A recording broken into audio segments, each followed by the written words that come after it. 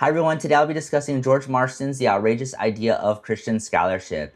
Marsden is a historian of American higher education who challenges the assumption that faith and scholarship should remain separate.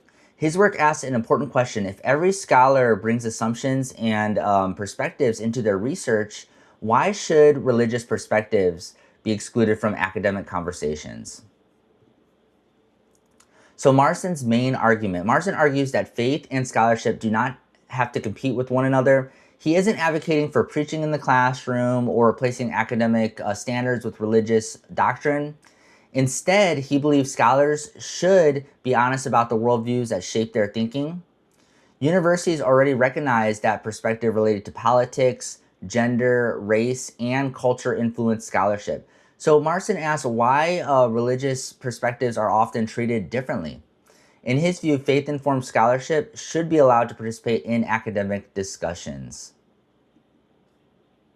So in The Soul of the American University, Marsden explains that many early American colleges were founded with strong religious missions and saw faith and learning as closely connected. And you can see down here, I have included an early image of Harvard and an early image of Yale. So over time, however, academic prestige became increasingly associated with secular approaches to knowledge. As universities became more professionalized, faith was often pushed into the private sphere and considered inappropriate for scholarly inquiry. Marsden argues that this separation was a historical development rather than an inevitable feature of higher education. So why does this matter today? What I found most interesting is how relevant Marsden's argument still feels today, especially today. More recent scholarship on Christian higher education continues to emphasize that education is not simply about transferring information. It also involves questions about values, purpose, and human flourishing.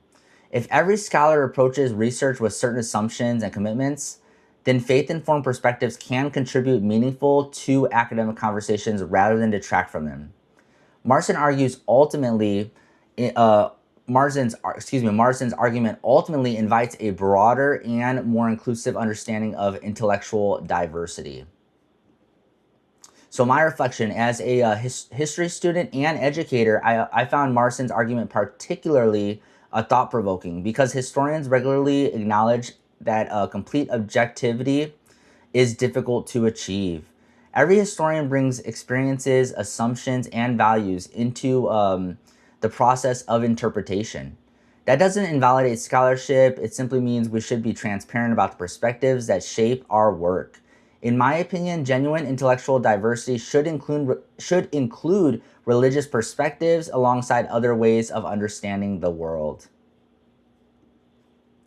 So ultimately, I don't think Marsden is arguing for Christian dominance in any way in higher education. Instead, he is calling for genuine pluralism, where scholars of different worldviews can participate openly and respectfully in academic discourse. Whether someone agrees with him or not, his work raises an important question that remains relevant today. Can scholars ever fully separate their worldview from their scholarship? I think that question alone is what makes Marsden's book worth reading and discussing. Thank you all so much. Here is my sources for this, and I will include this in my post. I had a wonderful 8 weeks with you all, and I hope you have a fruitful class these next 8 weeks, and I hope to see you in these next classes as they unfold throughout our PhD journey. Thank you so much. God bless you all, and have a great day.